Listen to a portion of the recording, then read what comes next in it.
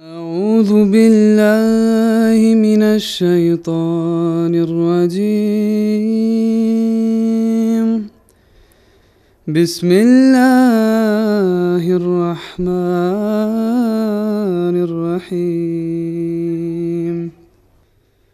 يا أيها الذين آمنوا كتب عليكم الصيام كما كتب على الذين من قبلكم لعلكم تتقون.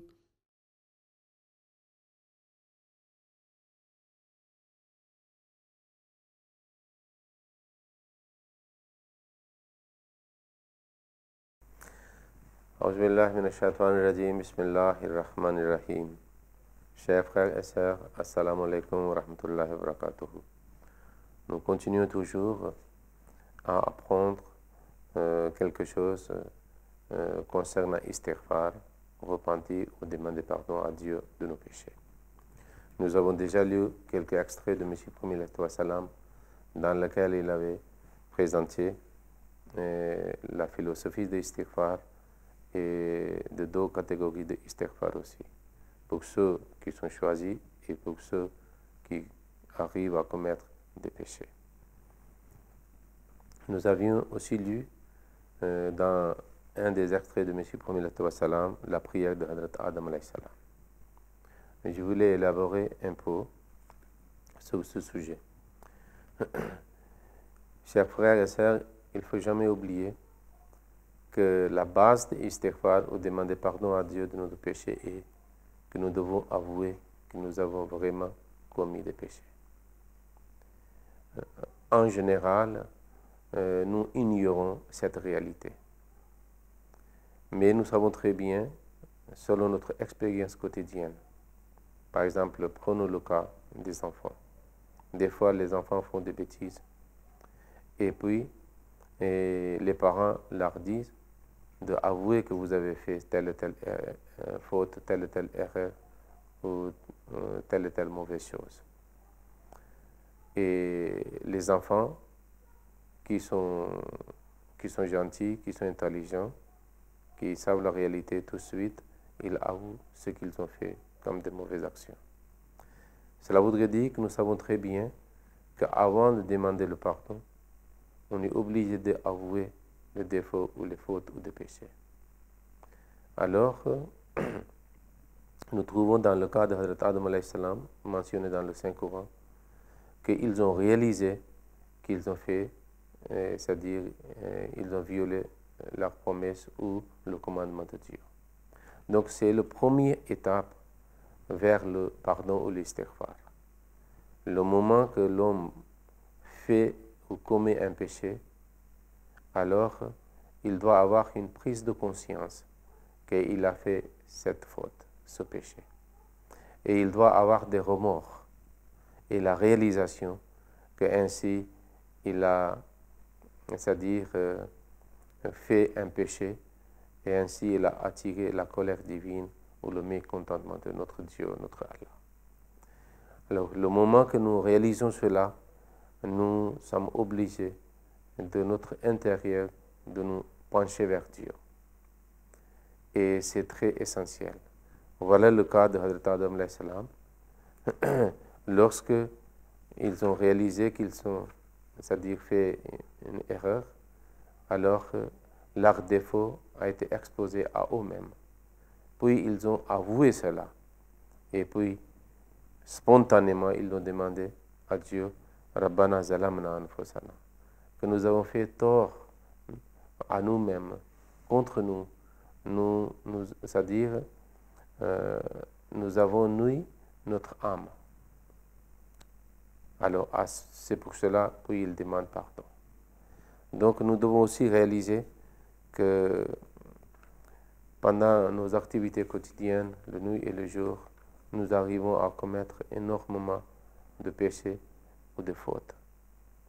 Alors, si nous ne réalisons pas que c'est grave et ces péchés causent le mécontentement de Dieu et la colère de Dieu, nous ne pouvons pas demander pardon à Dieu. Alors c'est aussi une bonne qualité et la grâce divine que si quelqu'un arrive à commettre un péché et tout de suite il a une prise de conscience, il a des remords concernant cela, et puis il se dépêche pour demander pardon à Dieu. Bienheureux sont ceux qui ont la prise de conscience très vite à la suite d'un péché quelconque. Ici, je voulais ajouter un extrait de Messie premier salam concernant l'istighfar ou le repentir. Dieu dit dans le Saint-Coran,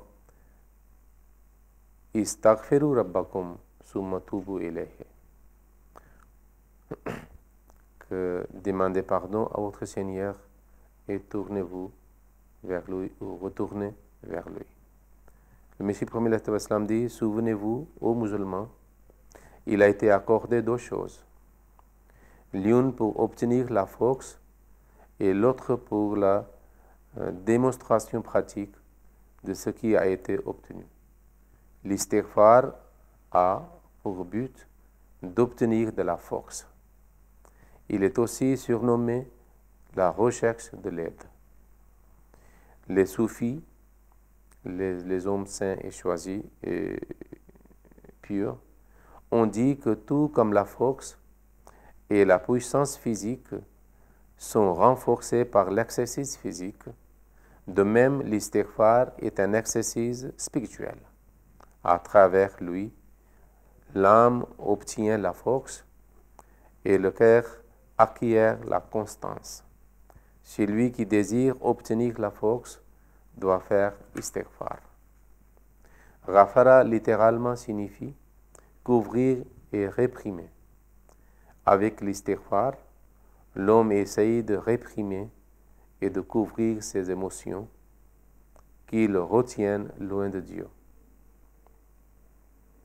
Ainsi, la seule signification de l'istighfar est que les éléments empoisonnés qui pourraient bien détruire l'homme pourraient être maîtrisés et que l'on doit mettre en pratique les commandements de Dieu en évitant tous les obstacles. Souvenez-vous qu'Allah a créé deux types d'instincts en l'homme. Le premier est l'instinct empoisonné, incité par Satan. Le second est l'instinct correctif.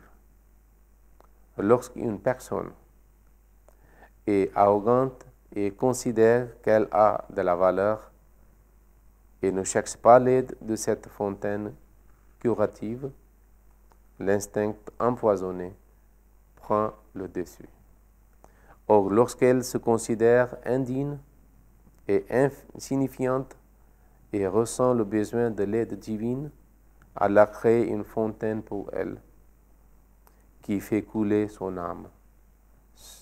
C'est cela la signification du terme istighfar, notamment de trouver la force pour maîtriser l'instinct empoisonné.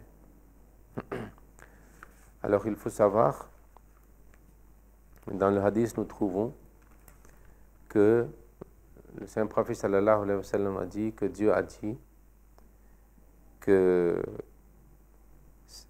c'est-à-dire si les êtres humains ne faisaient pas de péché, je créerais un peuple qui fait le péché, ainsi je montrerai que je suis pardonnant et je les pardonnerai. Le Messie premier l'Islam a soulevé un point ici, que ceux qui ne font pas l'istighfar, ça veut dire qu'ils deviennent orgueilleux, comme ils pensent qu'ils sont purs, et alors ils n'ont pas besoin de soutien divin ou l'aide divine pour renforcer et fortifier leur âme. Péché aussi crée une humilité, si vraiment on est conscient de nos faiblesses et de nos péchés.